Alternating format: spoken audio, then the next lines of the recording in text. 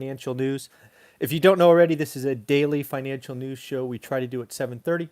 We certainly do it 6 days a week at 7:30, and then on Thursdays we do it at 7 as one of our multimillionaire experts needs to do his interview at 7:30 Pacific.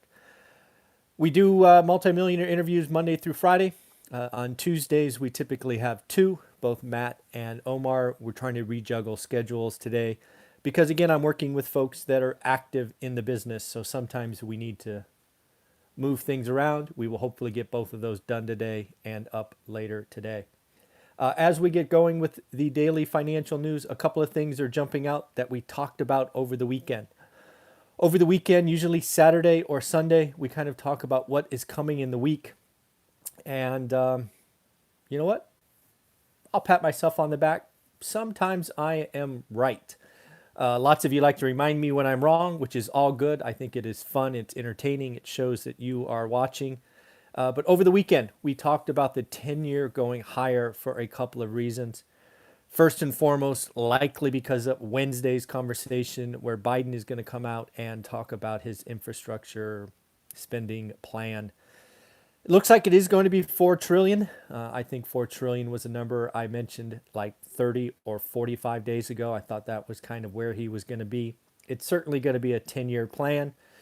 It is be interesting to see what is quote unquote shovel ready, right? What is money?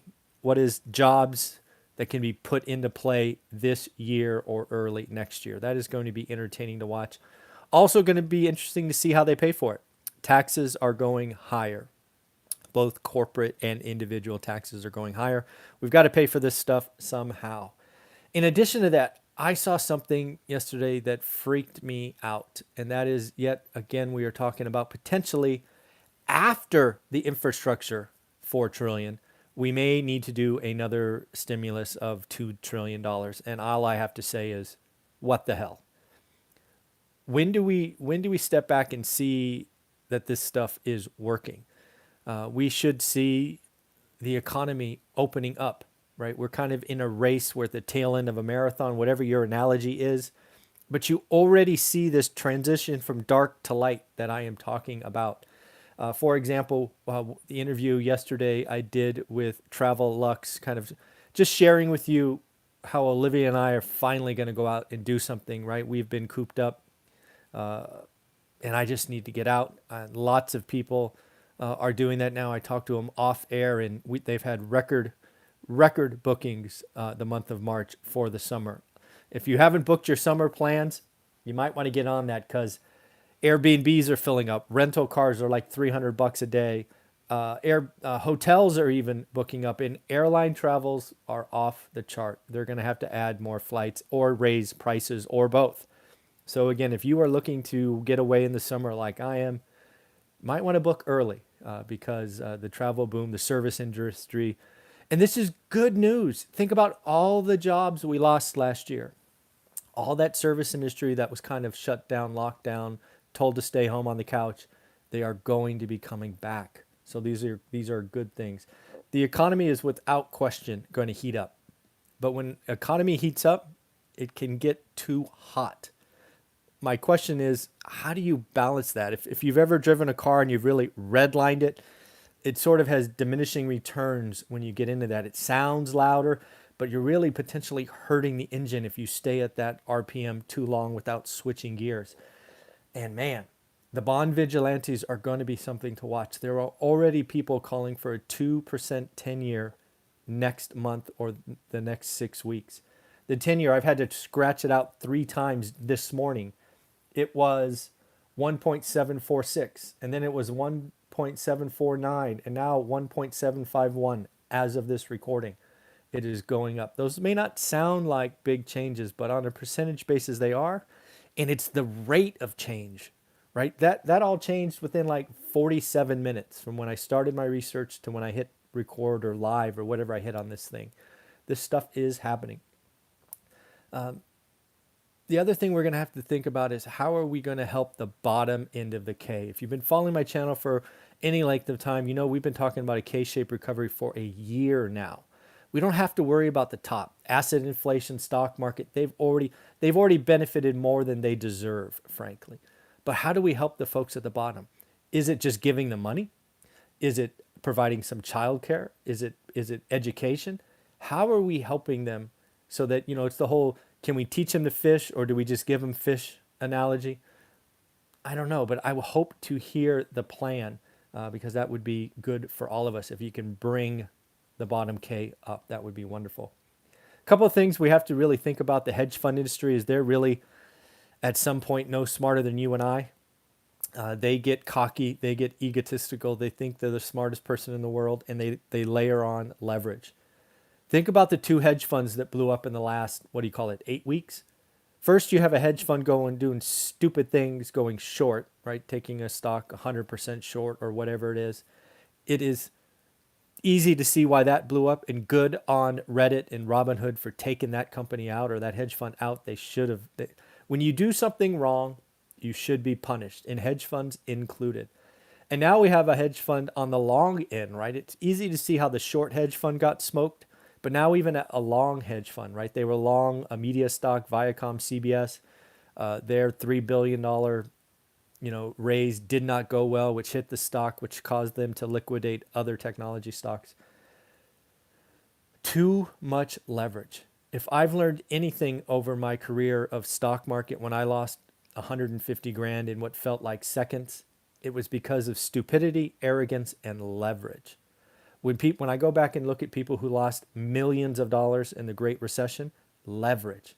Understand, appreciate it. Leverage feels great for like 90% of the time. But then there's that 10% where you got to pay the piper, and if you're not ready, can take you out, take you to the woodshed, and not pleasant. So just remember that. I will never forget that. That's why I do conservative investing. There's a house in DC. It is interesting to think about. It was a fixer upper. Excuse me. Hit the stand. Sorry about that. Hit the stand at $275,000 fixer upper in Washington D.C. Take a wild guess how many cash offers they got in 48 hours. The answer is 76. 76 cash offers. Final sale price $460. That just tells you what's wrong with the real estate market today. It is inventory. First off, that agent clearly priced that wrong. That was stupid price. But man, 70% higher, that is crazy. We have an inventory problem. And as I've said, the next 12 months are going to be very different. Inventory is coming. I am convinced of it. Just wait for the summer. It is already ticking up in my market, but still moving fast because there is a lot of demand. Something I've thought a lot about recently is the single family rental market. I've done a little research in, Invitation Homes and Blackstone and Build for Rents and $4 billion from Lennar, all things I'm sharing with my group.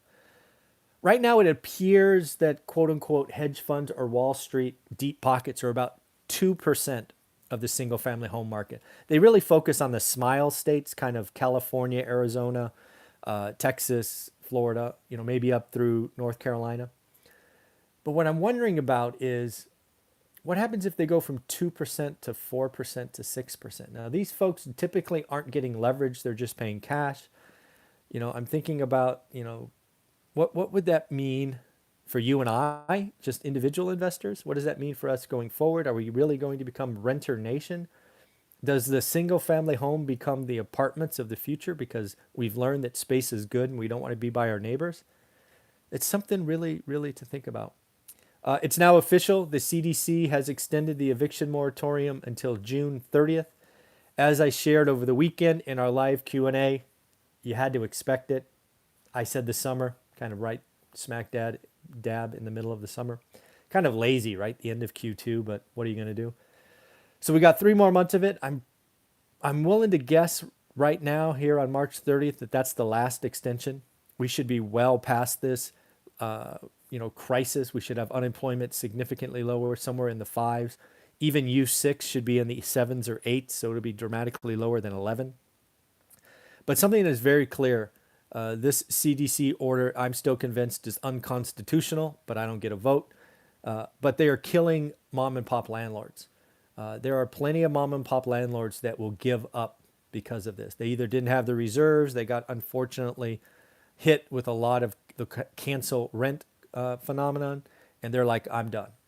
I'm out. I'm selling it. And you've already seen some landlords have to sell 1, 2 of their properties. But here's the deal. They're kicking the tenants out. They're doing a full remodel and selling it. Why? Because that maximizes the return. These investors, these landlords are investors first. They're going to maximize the return. They're just not going to sell it, most cases, tenant occupied. That will hurt their return. They will kick them out. They'll give them a 60-day notice, which they legally can do as if it's a single family home, because they're going to do a full remodel, and then they'll sell it. We are going to have less affordable rentals owned by mom and pop. Right now it's about half. It'll be interesting to see where that goes. Next up, shocking, I bet you're shocked by this, but apparently remote schooling for the masses doesn't work. Shocking. Apparently 98% of teachers have said that they've seen, as kids come back, that they have not maintained what they were hoping for after a year of out of classes. That leads me to work, right? If we know what's going on with our students, I wonder about the work from home culture and if that is going to kind of reverse, because I've heard a couple of things, right? So first and foremost, I'm in the Silicon Valley. I'm right around kind of Google and Facebook and all of these folks. What I'm hearing from engineers is their companies want them back because they've seen product lines slow down. The creative energy of just bumping into people is not providing the kind of creative juice for software releases. It's slower, it's more buggy. That's what they're telling me. It'll be interesting to see when they go back. But also we have these, examples of Goldman Sachs and all these rich Wall Streeters complaining about working 100 hours at home. I know a lot of people who actually work more when they're working from home because they're always on, right? They never turn their computer off. They're going to go check their computer before bed. And oh, by the way, there's 7 emails and they respond. And next thing you know, it's 1:30 in the morning. A lot of us are working more. And then there's the business. Businesses, reduced office space. They have more money falling to the bottom line. It's just flat out cheaper. So I'm really wondering what's going to happen with kind of the work from home culture.